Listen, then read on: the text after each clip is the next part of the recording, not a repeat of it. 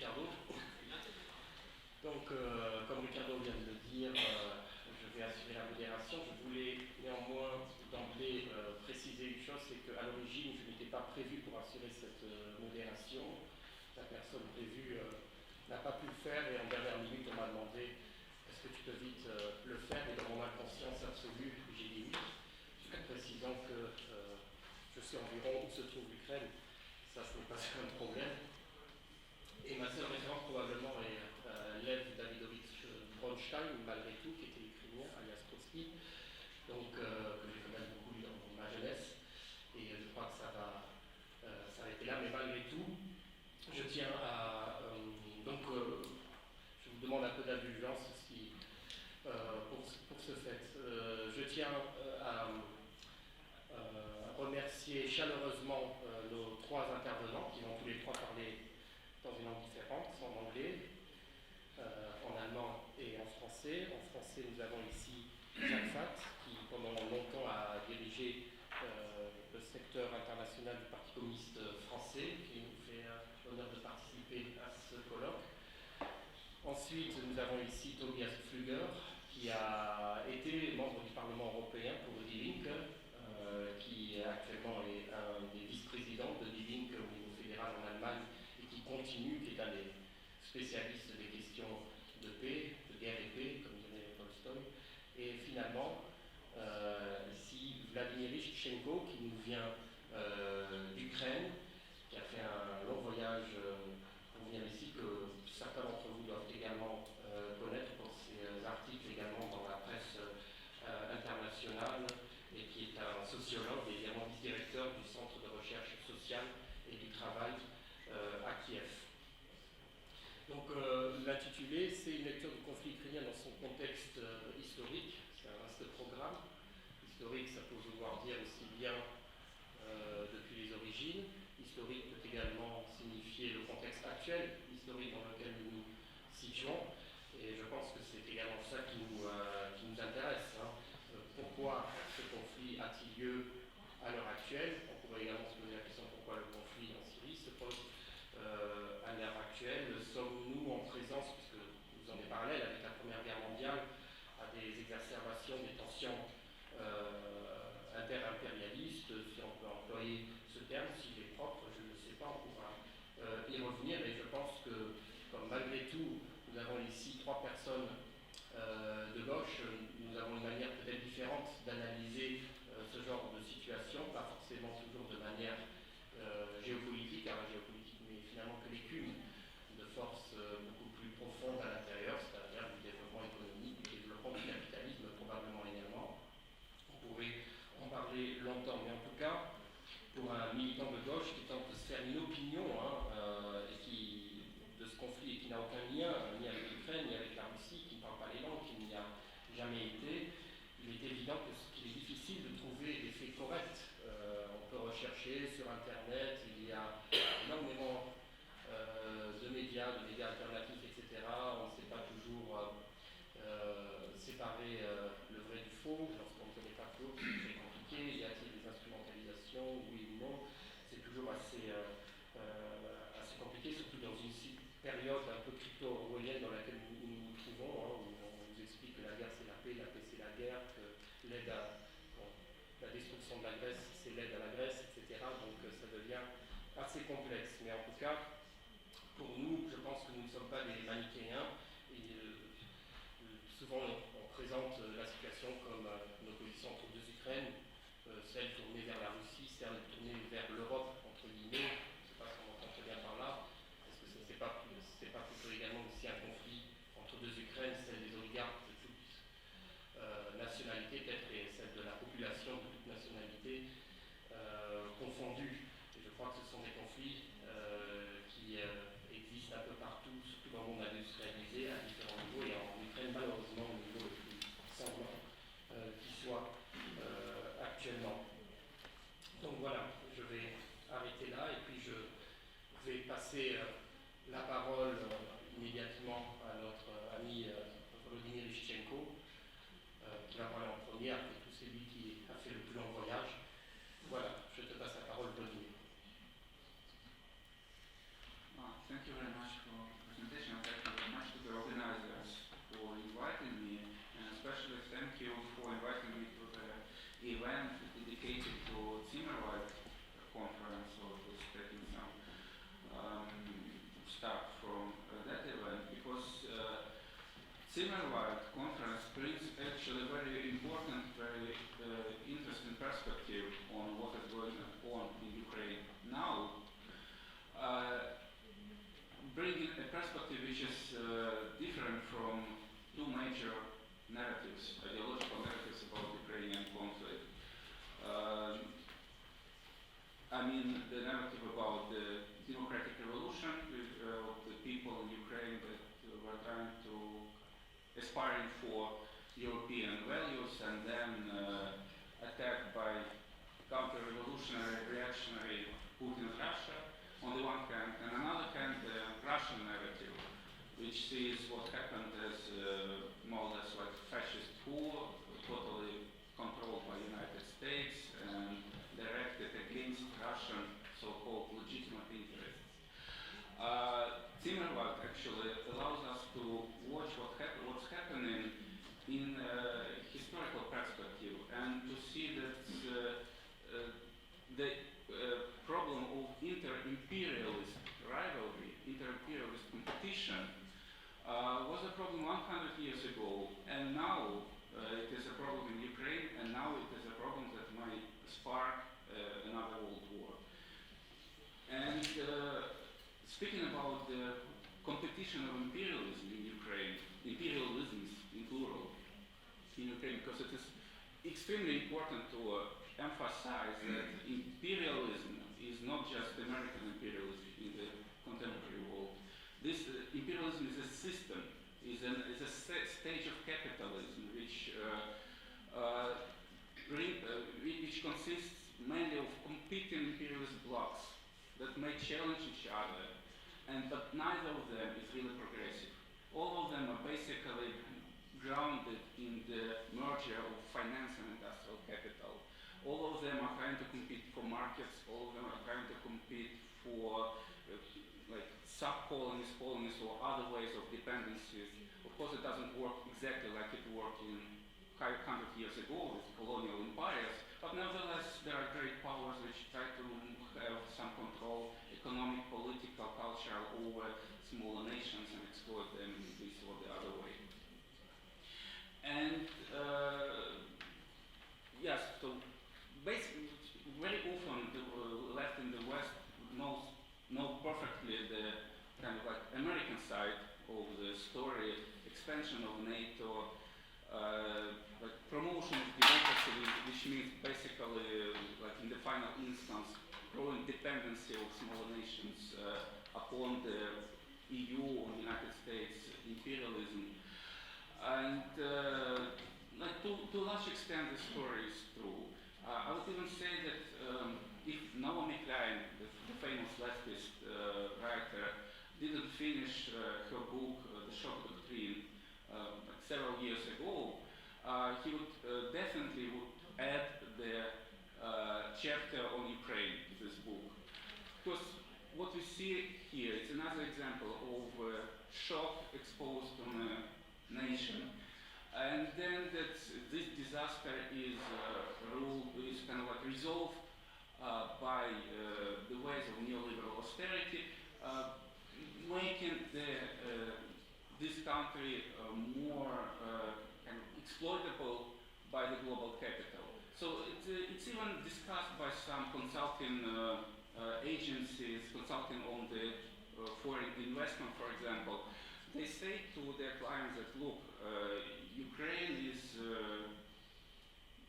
kind of like a new market, very close to Europe, with a very poor population, with very low wage level, the lowest level of minimum wage in Europe, and basically somewhat around the wages in sub-Saharan Africa, with relatively good infrastructure, with relatively educated people.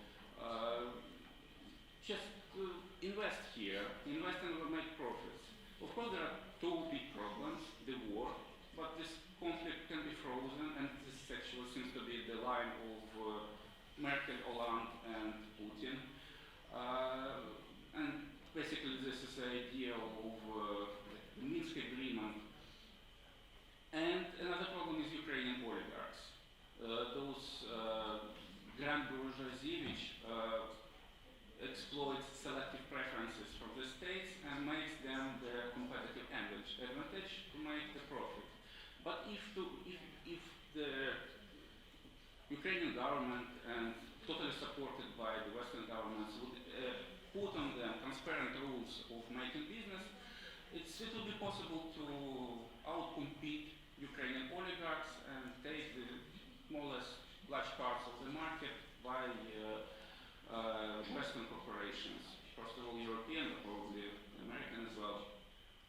So this is the story about the Western imperialism. But at the same time, it's necessary to understand and understand critically the Russian part of the story, Russian competing imperialist interests, because it's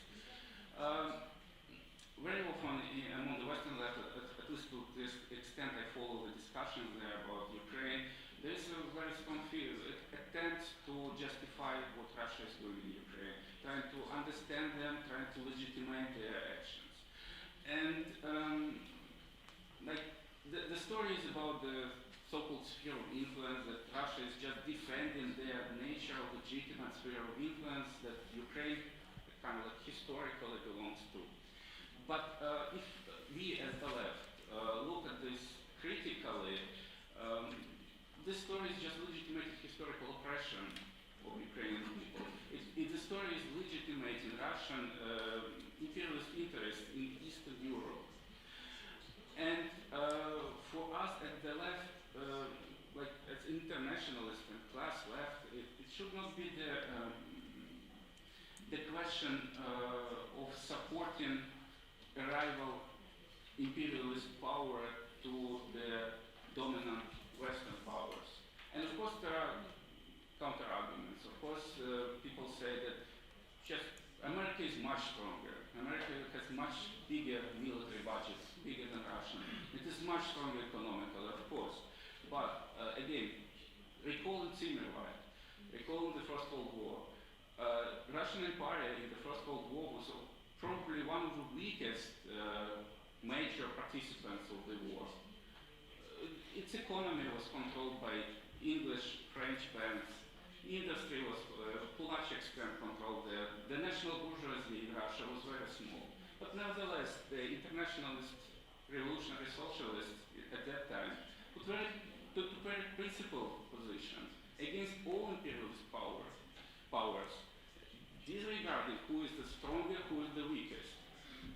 The question was not to, again, many left is kind of like sympathetic to the idea of multipolar world, where Russia and BRICS countries, other BRICS countries, would make some counterbalance to American hegemony.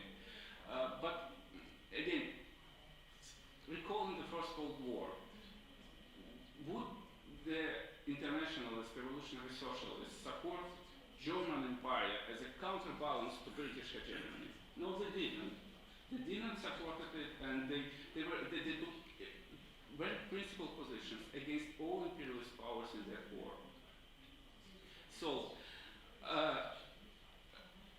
it is really impossible for the left to defend Russia in this context. It is not our problem that the Russian government sees Ukraine as a sphere of influence. We are not for the world which is divided into the spheres of influence between great powers. This is okay, this is the world of realpolitik. This is the world how the government sees it. But this is not our aspirations. This is we are not for the world where the smaller nations don't have any voice there, and greater powers decided between themselves what should be, for example, the future of Ukraine, which is decided on the meetings between Merkel, Hollande, and Putin. Usually I'm bringing the example of the which is divided between gangsters into their spheres of influences. For example, there are drugs gangsters, and there is a stronger gangster in the town. But should progressive people support smaller gangsters trying to challenge the stronger one and defending their rightful corners where they sell drugs or whatever? No, we see the solution to the problems in completely different way. And again, recalling the Zimmerwald and recalling the position of the left, considering Ukrainian conflict, they again saw quite a big split. Split between anti-imperialist and left, and that left which usually were coming from Soviet or pro-Soviet communist parties, which took more or less pro-Russian position. Of course, with some criticism, but mainly the criticism were directed against the United States and the European Union and the new government in Ukraine. And another wing, which I also consider very wrong, those liberal and libertarian left which supported Maidan, which supported European Union in the conflict, using a kind of democratic rhetoric, saying that what is happening in Ukraine is some steps towards democracy, and like comparing European Union to Russia, for example, on the issues of gender equality and what would it bring to new Ukrainian society, that they would say that it would be more progressive, disregarding all the economic problems that the European Association is bringing to Ukraine, essentially disrupting their higher added value industry, which was primarily oriented to Russian market. And in both cases, the left has become a kind of like, not the independent left, not the independent socialists, but essentially the left wings of right-wing movements. Essentially the left wings of either Western or Russian imperialism. And this is what has to be overcome.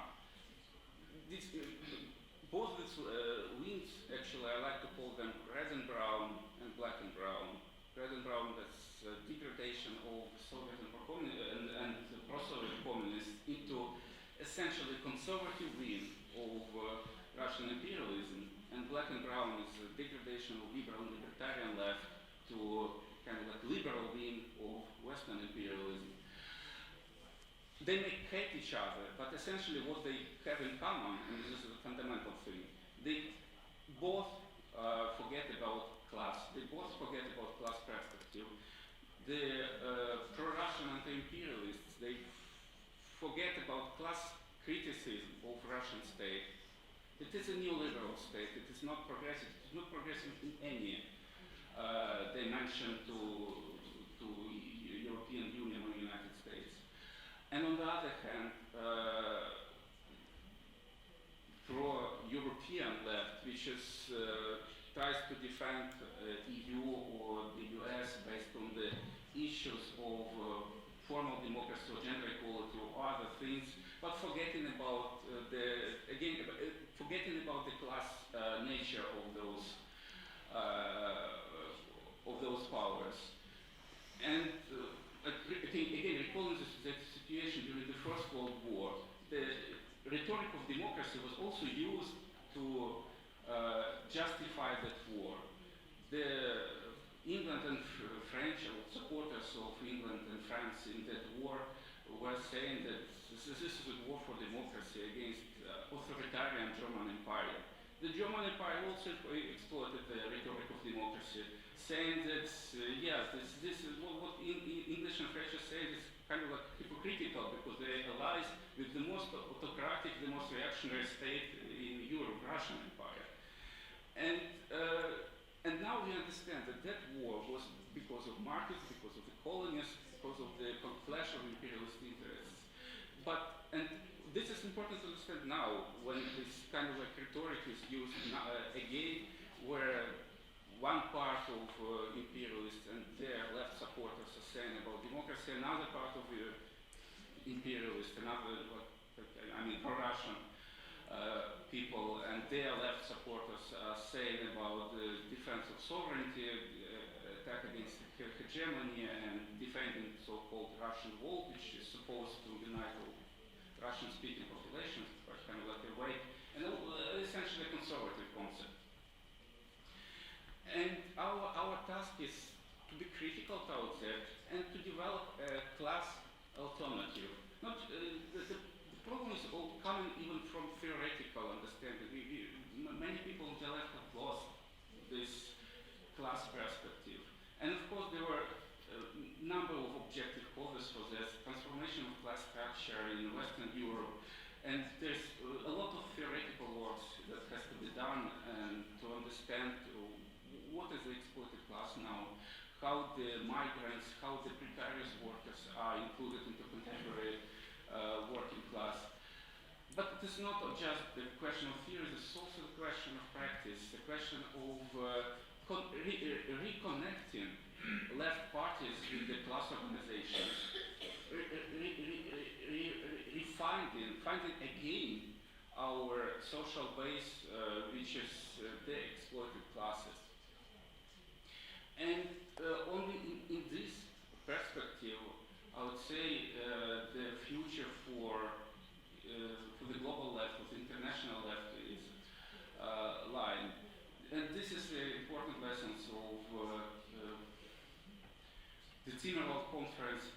And actually quite interesting that the idea of Zimmerwald was also present in discussions of Ukrainian left. For example, last year, representatives of Ukrainian, Russian, and Belarusian groups, they met in Minsk even before the Minsk negotiations between great powers. And I was actually a participant of that meeting, and we decided on the common anti-war statement. That was in June last year when actually the war was not really of that high scale, but it was evident that where to live. And we said that all parties in this war waging an unjust war. We cannot find any progressive or reactionary parties in this conflict. They are all reactionary. And what we need is a strong anti-war movement. Movement in Ukraine, in Russia, in all involved parties that would try to stop the madness that was initiated at that moment. It didn't happen like that, and anti-war actions in Ukraine, for example, they were quite small and usually dispersed and not really becoming the strong anti-war movement that would be able to stop the Ukrainian state. The Russian anti-war actions were stronger, but to a large extent controlled by Russian liberals, which are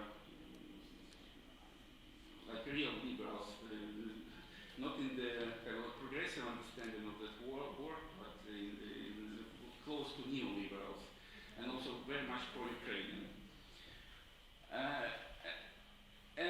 But I think this is essentially our hope, because the situation may develop unexpectedly.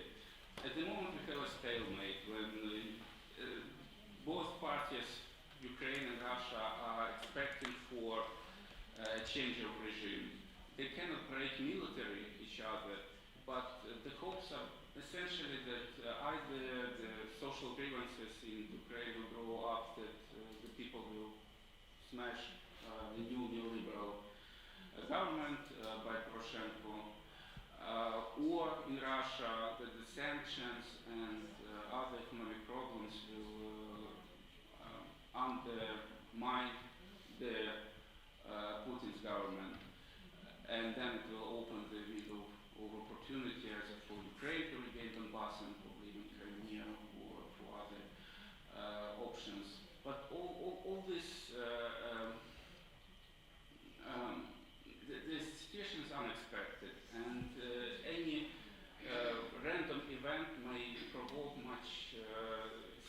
much more serious consequences, leading to a full-scale war. And this is our task to prevent it. And the left in Ukraine and in Russia is quite weak, but trying to build independent organizations, trying to reconnect with our class social base is the way to it. And I'm actually speaking here not just as a sociologist, as a researcher. What we're doing in Ukraine is trying to create a new left party. It's called Social Movement. We just started to found it. And the first congress was just in June, and now we are in the process of registering the party. But the idea is, I think it's very simple and it's very clear, or at least it should have been clear for the left. Let's try to unite workers in Western Ukraine and workers in Eastern Ukraine based on their common class interests against those issues which divide them. Whatever they think about Maidan and anti-Maidan, whatever they think about the causes of the war, they all suffer from unemployment, they all suffer from low living standards, from low wages, from high prices. Let's start to try to unite them and unite them in action, unite them in their class struggle. And we'll see what will happen. We will be able to create a new left party in the situation of growing repression against the left, whether we will be able to actually bring the workers to the left. But this is what we are doing, and we would be happy if European Western Congress would support us in this beginning and in our struggle. So thank you, and I'll let other speakers continue.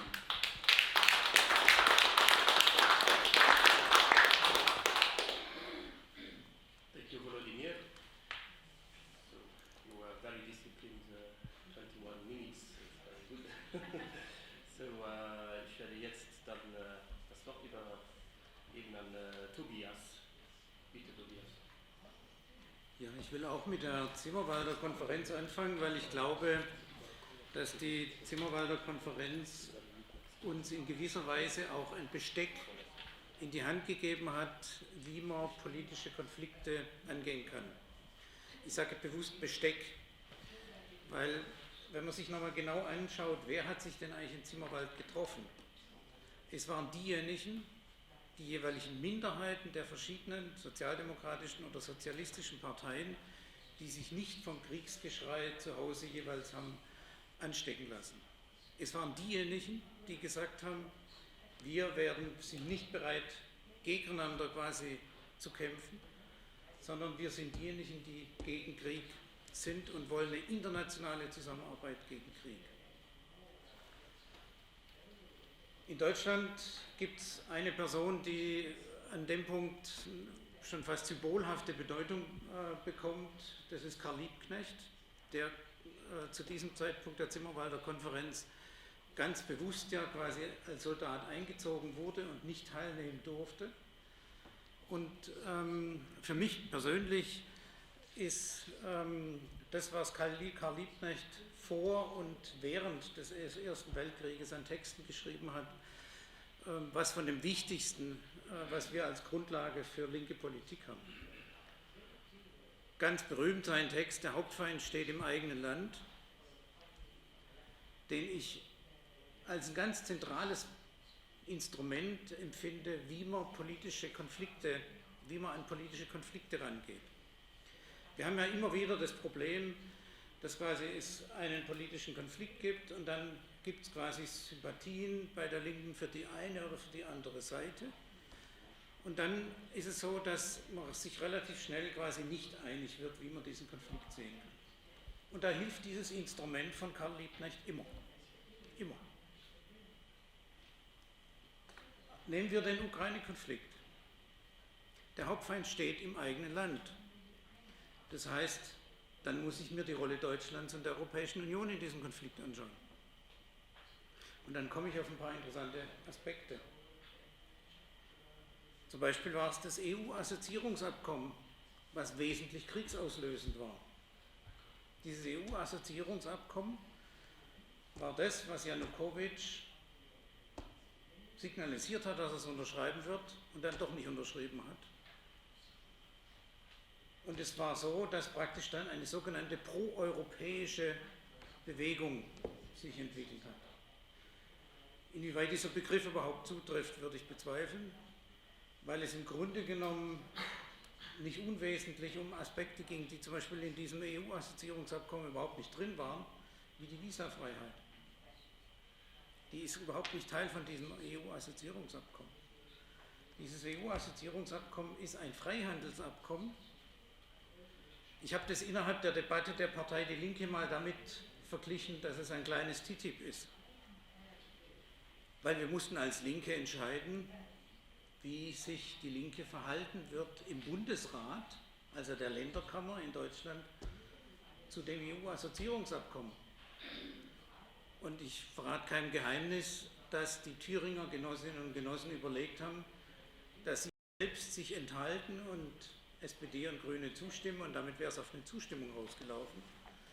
Mit einer guten, inhaltlich orientierten Debatte ist es zu einem anderen Ergebnis gekommen, dass nämlich die Linke in Thüringen, genauso wie die Linke in Brandenburg, gesagt hat, sie wird dem EU-Assoziierungsabkommen nicht zustimmen, weil es tatsächlich im Wesentlichen um sogenannten Freihandel geht, also dass die Ukraine zugerichtet wird auf die wirtschaftliche Struktur der Europäischen Union und dass es quasi so etwas wie eine verlängerte Werkbank werden soll. Im Grunde genommen sind diese EU-Assoziierungsabkommen, was wir innerhalb Deutschlands ja schon mal erlebt haben. Das sage ich auch immer, wenn es quasi um die derzeitige Debatte um Griechenland geht. Es gibt so viele Dinge, die ein gewisser Herr Schäuble schon mal gemacht hat, die er jetzt wieder auflegt. Also wenn man sich zum Beispiel diesen Privatisierungsfonds anguckt, den Herr Schäuble jetzt Griechenland aufzwingt, das hat er schon mal gemacht. Nämlich damals im 2+4-Vertrag, sogenannten Einigungsvertrag, als es konkret den Treuhandsfonds gab. Und dieser Treuhandsfonds hatte die Aufgabe, ostdeutsche Firmen kaputt zu machen und de facto dafür zu sorgen, dass diejenigen, die quasi für westdeutsche Firmen brauchbar waren, übernommen werden konnten. Und die allerwenigsten Firmen in Ostdeutschland hatten die überhaupt die Chance bekommen, quasi selbstständig sich weiterzuentwickeln und auf dem gesamtdeutschen Markt dann zu agieren. Diese Komponenten sind alles Komponenten, die mit diesem Freihandelsabkommen, also auch mit diesem EU-Assoziierungsabkommen zu tun haben. Wer sich mit Entwicklungspolitikerinnen und Entwicklungspolitikern unterhält, wird von denen detailliert erzählt bekommen, wann welches Land EU-Assoziierungsabkommen abgeschlossen hat.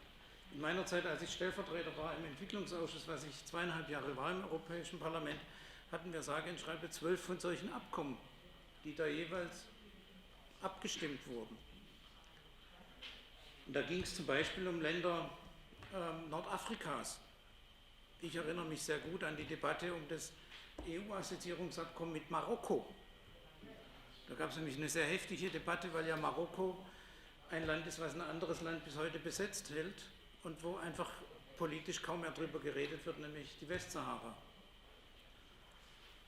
Das heißt, dieses Grundkonzept ist eines, mit dem quasi die Europäische Union ihre expansive Wirtschaftspolitik bewusst betreibt. Das heißt, wir als Linke müssen uns vor allem gegen diese EU-Assoziierungsabkommen wenden. Und das heißt, in Bezug auf die Ukraine deutlich machen, dieses EU-Assoziierungsabkommen mit der Ukraine, was abgeschlossen ist und wovon 2 der 3 Teile in Kraft gesetzt sind, ist ein wesentlicher Grund für das, dass es diesen Konflikt überhaupt gibt und dass es inzwischen ein Krieg ist. Es sind 2 von 3 Teile in Kraft gesetzt. Das eine ist das Militärische. Es gibt einen militärischen Teil des EU-Assoziierungsabkommens. Das bedeutet, dass es Militärhilfe gibt und dass die militärischen Strukturen sowohl im Rüstungsbereich als auch im Militärbereich auf diejenigen der Europäischen Union ausgerichtet werden. Und es gibt den politischen Teil und es gibt den wirtschaftlichen Teil. Und im Moment ist es so, dass man quasi den politischen und militärischen implementiert und der wirtschaftliche Teil im Moment quasi noch zeitversetzt dann umgesetzt werden soll. Das heißt, Meiner Ansicht nach ist es für Linke von zentraler Bedeutung, dass wir genau auf das EU-Assoziierungsabkommen hinweisen. Jetzt ist es beschlossen. Trotzdem ist es so, dass man quasi das weiterhin kritisieren muss. Ein zweiter zentraler Punkt, auch da komme ich nochmal quasi zurück auf Karl Liebknecht, ist sich damit zu beschäftigen, was macht eigentlich das eigene Militär. Und da ist es so, dass insbesondere Deutschland innerhalb der NATO eine ganz zentrale Rolle spielt, innerhalb dieses Ukraine-Krieges, weil ja die These, das finde ich sehr interessant, ist ja immer quasi, die USA haben diesen Krieg vom Zaun gebrochen und es ist im Grunde genommen ein Stellvertreterkrieg zwischen den USA und Russland. Ich glaube, die These stimmt nicht. Da sind nämlich weitere Akteure im Spiel. Das sieht man sehr gut an diesen beiden Interviews oder Telefonaten, die abgehört wurden. Meistens kennt man immer nur das von der Frau Nuland, wo sie diesen berühmten Satz sagt, fuck the EU. Es gibt aber auch noch ein zweites, wo eine gewisse Helga Schmid ein Telefonat führt. Helga Schmid war früher Büroleiterin von Joschka Fischer, ist also gut geschult in imperialer deutscher Außenpolitik. Und diese Helga Schmid ist inzwischen stellvertretende Leiterin des Europäischen Auswärtigen Dienstes. Der Europäische Auswärtige Dienst hat 4 Komponenten: die klassische diplomatische, die politische, die wirtschaftliche und die militärische Komponente. Und in diesem Telefonat, was dort abgehört wurde, sagt Helga Schmid völlig entrüstet, diese Kritik, die die USA da immer wieder formulieren, ist doch völliger Bullshit. Wir sind doch gar nicht weich, wir sind doch knallhart in der Ukraine. Wir setzen doch knallhart unsere wirtschaftlichen Interessen durch. So ist es. Genau diese Beschreibung ist zutreffend. Das heißt, der Akteur Europäische Union fehlt sehr häufig quasi in der Beschreibung des Gesamtkonfliktes Ukraine. Und dann verheddert sich die Linke, nicht nur in Deutschland, sondern auch international sehr gerne an der Frage, welche Rolle spielt Russland. Ich habe mehrfach in Deutschland den Vorschlag gemacht, lasst es uns einfach so formulieren, dass Russland reagiert und auf eine Form reagiert, die nicht in Ordnung ist. Und es gelingt meistens nicht, weil es nämlich sehr häufig dann so ist, dass die einen sagen, nein, Russland ist quasi eine Imperialmacht auf der gleichen Ebene und die andere Seite sagt, nein, Russland macht alles richtig.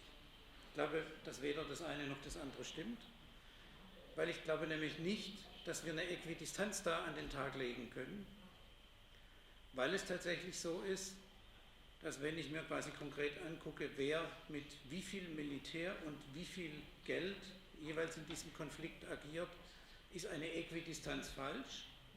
Es ist aber gleichzeitig falsch zu sagen, irgendwie Russland würde alles richtig machen. Wir haben dann in Deutschland ewige Debatten darüber gehabt, was war das jetzt mit der Krim? War das jetzt völkerrechtswidrig oder wie war das? Da habe ich einen schönen Aufsatz von Reinhard Merkel gelesen, Völkerrechtler, der sagt, das war nicht völkerrechtskonform, insbesondere das mit diesen sogenannten grünen Männchen, die da quasi eingelaufen sind in die Krim, aber zu sagen quasi, das wäre was völlig konform mit dem Völkerrecht gewesen wäre oder was ein direkter Bruch mit dem Völkerrecht gewesen wäre, hält er beides für falsch und macht den wichtigen Hinweis, den ersten Bruch des Völkerrechts auf diese Art und Weise hat der Westen begangen, als er damals Kosovo und lange davor sogar noch Genscher, Kroatien und Slowenien anerkannt hat. Das waren die ersten Brüche genau in diese Richtung und auf die muss man in diesem Punkt sehr wohl darauf hinweisen. Und im Grunde genommen ist das quasi dann einfach eine nachholende Entwicklung, die nicht richtig ist, aber die man dann trotzdem einfach feststellen kann. Ich glaube also, dass die Frage, welche genaue Rolle Russland spielt, für uns tatsächlich nicht die zentrale Frage ist, sondern für uns ist die zentrale Frage herauszuarbeiten, was spielen die Kontexte, in denen wir uns politisch bewegen, für eine Rolle. Da habe ich jetzt einiges zur Europäischen Union gesagt, da will ich jetzt was zur Rolle der NATO sagen. Die NATO hat inzwischen einen regelrechten Aufmarsch gegenüber Russland am Laufen. Wenn man sich anguckt, wie viele Soldaten im Moment allein von der deutschen Bundeswehr im Auslandseinsatz sind, dann sind es nominell im Moment 2500. Gleichzeitig hat die Bundeswehr, man halte sich fest, in diesem Jahr 150.000 Soldaten in Manövern. 150.000. Und der Großteil dieser Manöver findet im Bereich Osteuropa statt. Allein jetzt die letzte sogenannte Übung Trident Juncture, an der 35 Länder teilgenommen haben mit 30.000 Soldaten. Und das Interessante bei diesen verschiedenen Manövern sind die Einsatzszenarien, die ganz offen und direkt einen Territorialkrieg gegen Russland als quasi Ziel dieser Manöver haben. Apropos Territorialkrieg gegenüber Russland. Frau von der Leyen hat beschlossen, dass sämtliche Panzer, die eigentlich eingemottet werden sollen, nicht eingemottet werden, sondern reaktiviert. Und es sollen neue Panzer angeschafft werden. Und da ist in Klammer das, was gerade im militärisch-industriellen Komplex passiert, nämlich dieser Zusammenschluss deutscher und französischer Panzerfirmen, wo es ja ziemlich im Gebälk geknirscht hat, durchaus quasi auch ein industrieller Hintergrund von dieser Entwicklung, dass man nämlich einen starken europäischen Panzerhersteller haben will, der tatsächlich weltmarktpolitisch so mitspielen kann, dass er eben nicht nur unter ferner Liefen ist, sondern dieser deutsch-französische, Kant soll er heißen, ausgerechnet, der arme Immanuel, dieser Konzern, der wird weltpolitisch tatsächlich eine wichtige Rolle spielen. Die NATO hat auch geschaffen, zusätzlich zu ihrer schnellen Eingreiftruppe, eine besonders schnelle Eingreiftruppe, die unter deutscher Führung jetzt in den osteuropäischen Ländern stationiert werden soll. Es soll ein neues NATO-Hauptquartier gibt es schon, ein zweites soll es noch geben, innerhalb quasi der baltischen Staaten und Polen. Und es gibt quasi eine Langfriststationierung von NATO-Soldaten. Das ist insofern interessant, als dass es ja einmal einen 2+4-Vertrag gegeben hat, in dem es hieß, es darf keine permanente Stationierung von NATO-Soldaten in den Bereich des ehemaligen Warschauer Paktes geben. Deshalb machen die das einfach so, dass die rotieren. Da wird quasi einfach ausgewechselt und damit ist es quasi offiziell nicht permanent. Aber sie werden dort stationiert. Und interessant, dass bei dieser schnellen Eingreiftruppe führt nicht die USA, sondern Deutschland. Und ich glaube, dass der Ukraine-Krieg tatsächlich auch ein innerimperialer Krieg zwischen verschiedenen westlichen Imperien ist. Weil es tatsächlich die Frage ist, wer hat wie welchen Einfluss in der nachher quasi zugerichteten Ukraine. Und da passen quasi die zynischen Äußerungen von jemandem wie Herrn Jasenuk sehr gut dazu, der sagt, im Grunde genommen brauchen wir den Donbass gar nicht. Und es gibt ja das Gerücht, dass bei Minsk II angeblich Herr Poroschenko Herrn Putin angeboten hat, dass er den Donbass einfach kriegen kann und Herr Putin abgelehnt haben soll. Das haben alle Seiten bisher nicht dementiert. Und für mich ist offensichtlich, es geht im Moment gerade auch darum, quasi, welche Rolle spielt die USA und welche Rolle spielt die Europäische Union. Und vielleicht dazu eine Anmerkung zur Europäischen Union. Wenn ich vor 2 Jahren oder vor 3 Jahren davon gesprochen habe, Deutschland für die Europäische Union, bin ich immer groß angeguckt worden. Jetzt haben wir so einen Griechenland-Fall gehabt.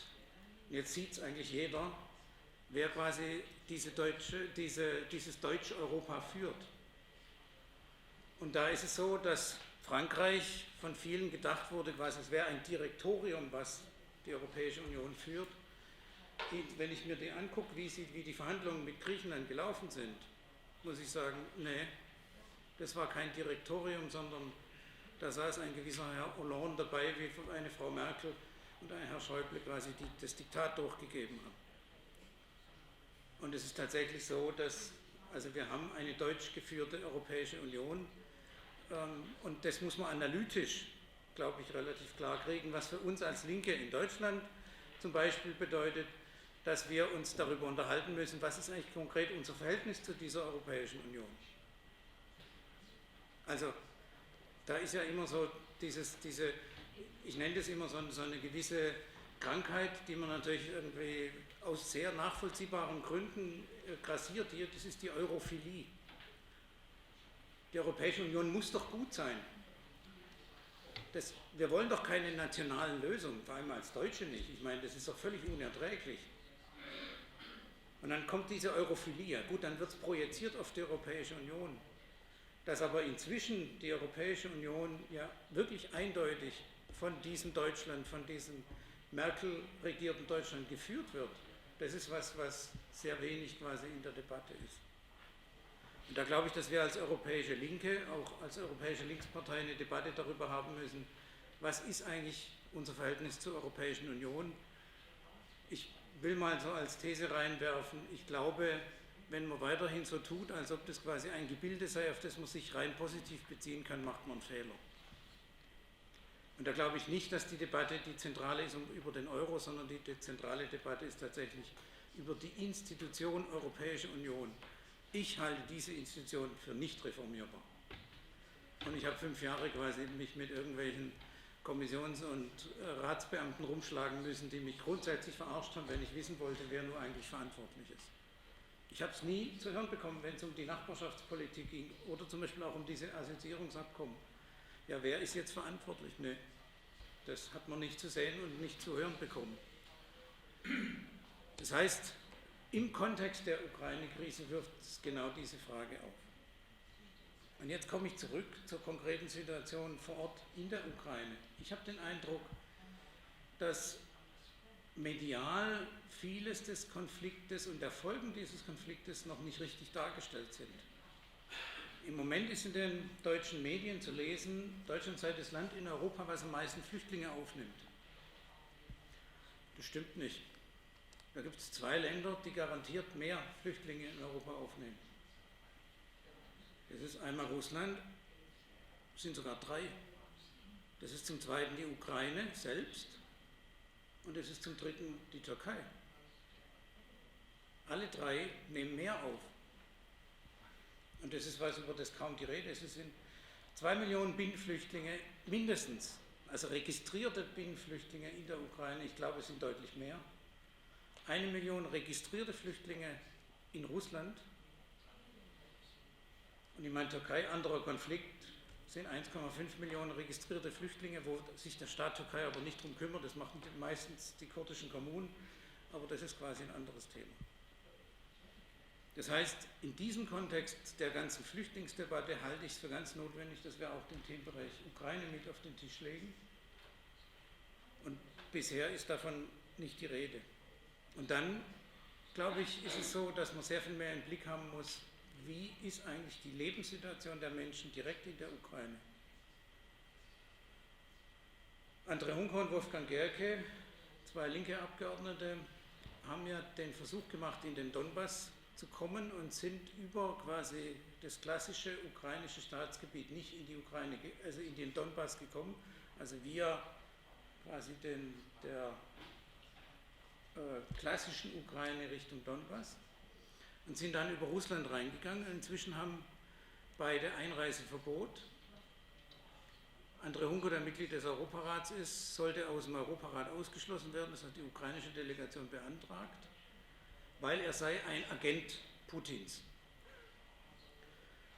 Was André Hunko und Wolfgang Gerke gemacht haben, ist, dass sie Hilfslieferungen in den Donbass gebracht haben und in Krankenhäuser. Und das zeigt so ein bisschen die Stimmung, die da ist. Und deshalb ist das Problem natürlich sehr häufig, wir haben eine Grundstimmung in den Medien, die geht sehr häufig so, an diesem Ukraine-Konflikt ist fast alleine Russland schuld. Und jetzt habe ich ja vorher beschrieben, wie meiner Ansicht nach man da relativ nüchtern das analysieren kann. Und dann ist es selbst so, dass wenn man mit Sozialdemokraten auf dem Podium sitzt und denen sagt, ja, aber Entschuldigung, also was jetzt der grüne Kollege, oder meistens sind es grüne Kolleginnen, also Stichwort Marie-Louise Beck, Rebecca Harms, da steht der Hauptfeind nämlich in Moskau, wirklich. Die Marie-Louise Beck hat vor kurzem André Hunko und Wolfgang Gerke quasi als Förderer von Neonazis bezeichnet.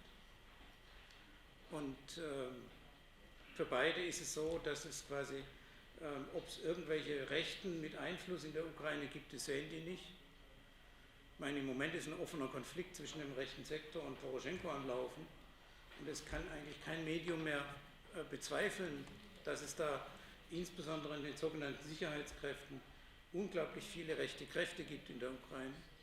Und wenn aber da jemand im Bundestag darauf hinweist, kommt als automatische Reaktion quasi, ihr seid ja, früher hatte man gesagt, die 5. Kolonne, und jetzt sagt man quasi die Putin-Versteher. Jetzt finde ich das gar nicht so falsch zu verstehen, warum da was wie politisch gemacht wird, sondern ich glaube, es ist eher notwendig, ganz nüchtern darauf hinzuweisen. Ich meine, es geht so ein bisschen runter, diese Hitze in den medialen Berichterstattungen. Das war eine Zeit lang sehr, sehr heftig und inzwischen geht es etwas runter. Dass man darauf hinweist, ganz nüchterne Analyse, und ich finde, ich weiß nicht, ob ihr auch die Satire- oder Kabarettsendung Die Anstalt guckt, die gucke ich sehr gerne, kommt im ZDF, und da war eine der wesentlichen Botschaften, wer eigentlich schuld ist bei der Flüchtlingsfrage, kann man das nicht mit einem Wort ausdrücken? Und dann sagt irgendjemand mal, ja, kann man mit einem Wort ausdrücken, wer schuld an der Flüchtlingskrise ist, und sagt das kurze Wort, wir. Und ich finde, dass man einfach, wenn man da nochmal quasi zurückgeht, sagt, Ukraine-Konflikt, gucken wir uns mal an, was kann man da eigentlich ändern? Dann muss man konkret gucken, was können wir, also was kann quasi der deutsche und europäische Politik ändern. Und dann ist es ganz konkret, dass man abrüsten kann zum Beispiel. Oder es gab den Vorschlag mal von Österreich, die Ukraine könnte einen neutralen Status im Wirtschaftsbereich und im Militärbereich bekommen. Der Vorschlag ist 4 Tage alt geworden, und dann musste der den zurückziehen, weil das innerhalb der EU keine Chance hatte. Das wäre eine Möglichkeit gewesen, tatsächlich quasi den Konflikt runterzukochen. Inzwischen ist, glaube ich, selbst dieser Vorschlag relativ unmöglich. Das heißt, ich wäre sehr dafür, analytisch quasi korrekt an diesen Konflikt ranzugehen und sich vor allem quasi um die eigene Rolle zu kümmern. Ich danke.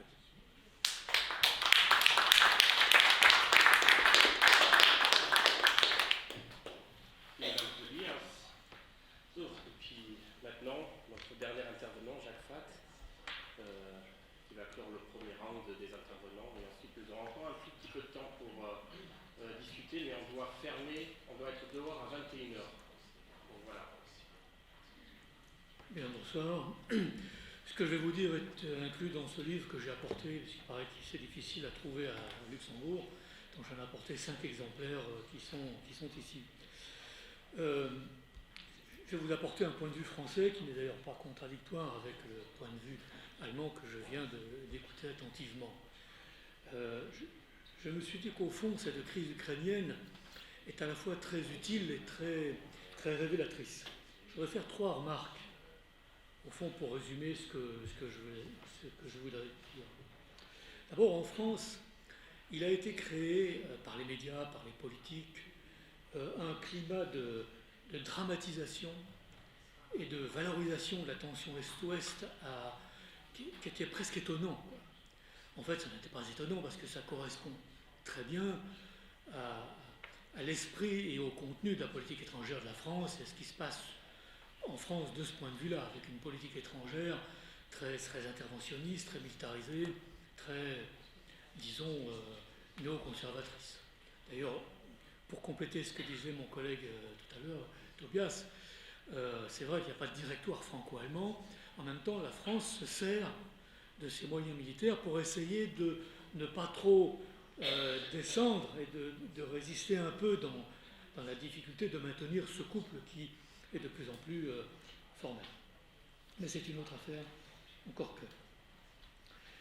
Et donc, on a eu cette dramatisation avec des experts qui nous ont expliqué, souvent des experts, pas seulement des politiques, qu'au fond, on risquait une invasion russe en Europe, qu'il y avait même des risques de menaces militaires de la part de la Russie. Et tout ça pour aboutir à l'idée, au fond, que nous sommes face à un problème russe, un problème seulement russe, avec derrière les démonstrations qu'au fond la Russie retrouve ou accélère ses tentatives ou ses tentations d'expansionnisme, de militarisme, d'agressivité militaire.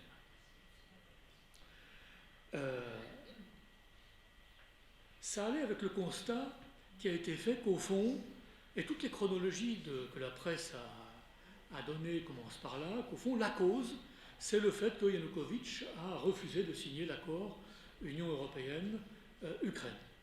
Au fond, tout viendrait de là, comme si tout le reste de l'histoire et des rapports politiques entre puissances n'avait aucune espèce d'importance. Le problème russe viendrait de là.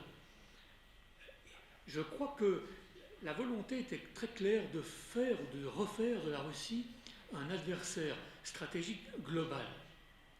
Je pense que c'était très net et je vais le démontrer un peu plus précisément dans mes remarques suivantes. Mais je pense qu'il fallait bloquer sur l'idée qu'au fond, le problème est vraiment russe et qu'il est de ce côté-là et qu'au fond, l'accord Union européenne-Ukraine était simplement, au fond, une façon d'aborder ou de mieux gérer des accords commerciaux ou les normes des accords commerciaux bilatéraux entre l'Ukraine et l'Union européenne. Pas plus. Donc, exit les problèmes stratégiques, exit ce qui a déjà été dit et que j'approuve tout à fait, la prééminence des politiques de puissance dans ce conflit, qui, à mon avis, surdétermine ce qui se passe en Ukraine. Je ne sous-estime pas les problèmes internes même, mais je ne les traite pas, d'ailleurs je les connais moins que notre ami et camarade ukrainien ici. Ça, c'est la première remarque. Deuxième, c'est la suivante, c'est que je crois que dans cette affaire, l'OTAN a joué effectivement un rôle extrêmement important. Pendant cette crise, vous vous souvenez certainement que était en préparation le sommet de l'OTAN à Newport tout début septembre 2014. Pour la préparation de ce sommet, le secrétaire général de l'OTAN de l'époque, Rasmussen, qui a dû céder sa place depuis, a fait une tournée dans l'ensemble de l'Europe, disons, mais plutôt à l'Est, mais pas seulement à l'Est, en martelant avec une force et une permanence sans égale qu'il faut au fond un réarmement européen.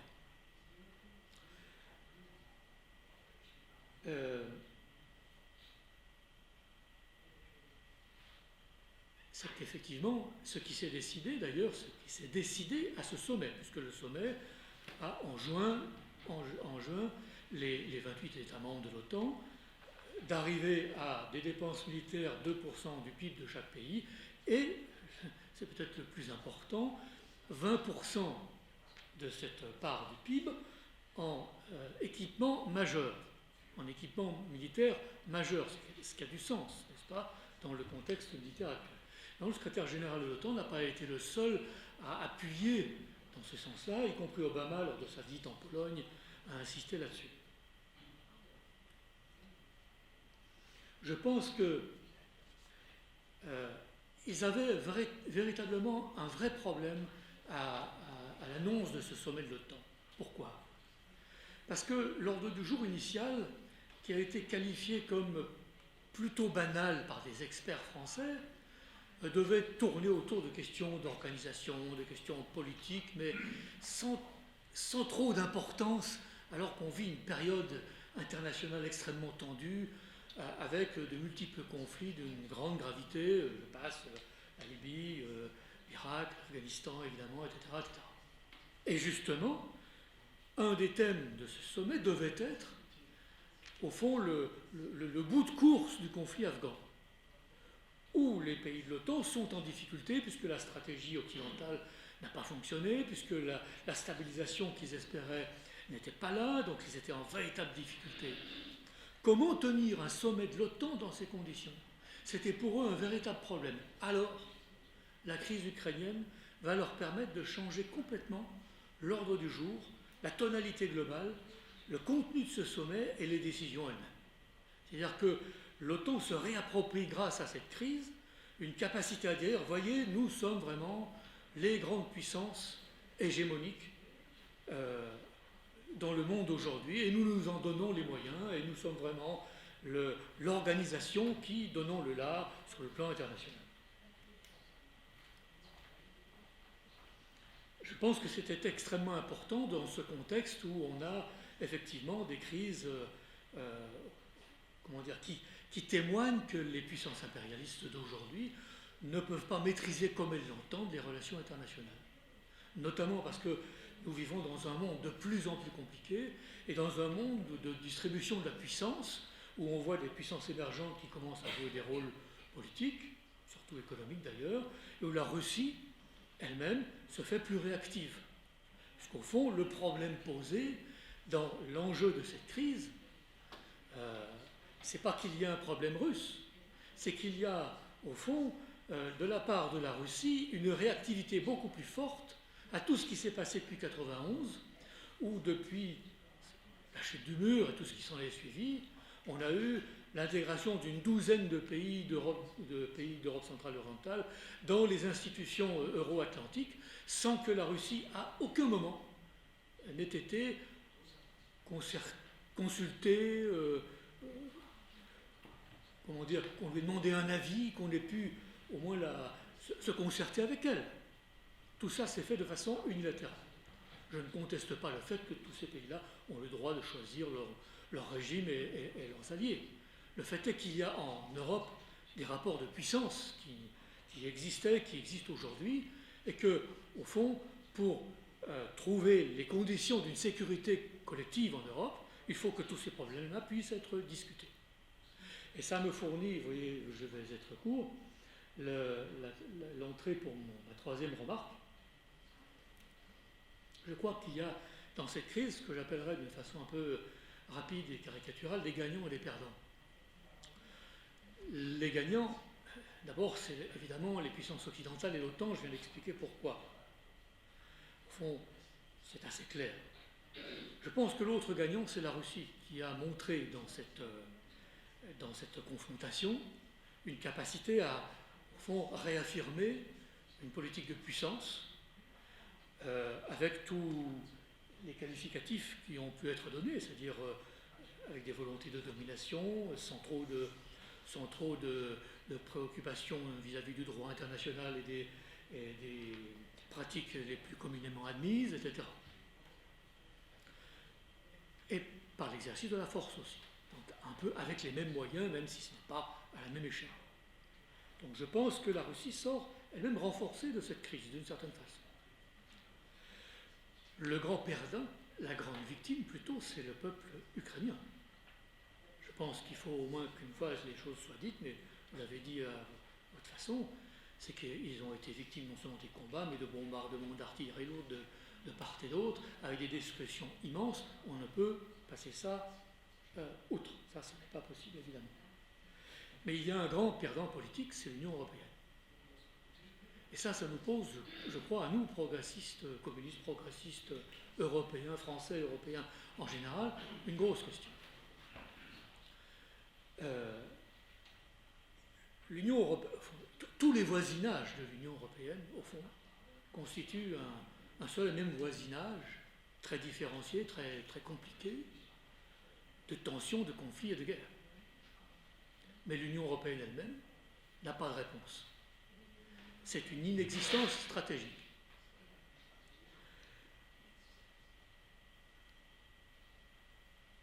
Je pense que c'est un enjeu pour nous. Comment peut-on faire, est-ce qu'il faut le faire, pour aboutir à ce que l'Union européenne ait une politique de sécurité, une politique étrangère, qui puisse être complémentaire de chacun des États membres, pour pouvoir jouer un autre rôle que celui d'allié privilégié de l'OTAN, même si c'est écrit dans les traités. Je crois que c'est un enjeu pour nous. En même temps, je ne vous cache pas que moi j'ai une énorme question. J'ai cru comprendre que Tobias avait un peu la même. Parce que je parle d'inexistence stratégique de l'Union européenne. Mais regardez ce qui se passe.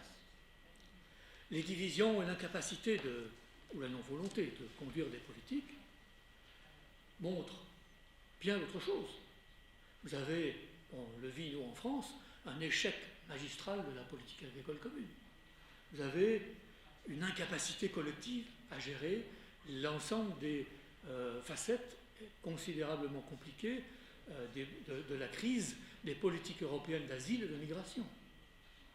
Vous avez l'impasse dramatique de la politique de convergence des politiques économiques en Europe avec la crise grecque. Ces convergences qui sont prévues, moi j'ai travaillé au Parlement européen entre 1979 et 1984, ça date de cette période-là. L'idée c'était de faire converger des politiques économiques vers ce que l'on connaît aujourd'hui, c'est-à-dire des politiques de compétitivité et d'austérité pour les grands groupes industriels et financiers européens. Je crois qu'on est devant une situation de crise structurelle du processus d'intégration capitaliste européen. Quelle est notre réponse ? Les communistes français disent qu'il faut une refondation. Je pense que nous donnons un contenu à cela. Je pense qu'il faut bien réfléchir. À mon avis, il est absolument nécessaire d'exiger, de briser les carcans politiques, institutionnels, financiers, monétaires de ce qui se construit aujourd'hui. Sinon, nous ne pourrons pas être compris. Cette crise du processus d'intégration européenne aujourd'hui est en train de nourrir des convergences entre certaines forces, j'ose à peine les qualifier de gauche, mais oui, quand même, et l'extrême droite française. On a des convergences nouvelles qui se dessinent, en meeting commun aujourd'hui. Ça, il y en a bientôt un. Vous voyez ? Donc il y a des risques évidents, de solutions ou de perspectives extrêmement problématiques et négatives.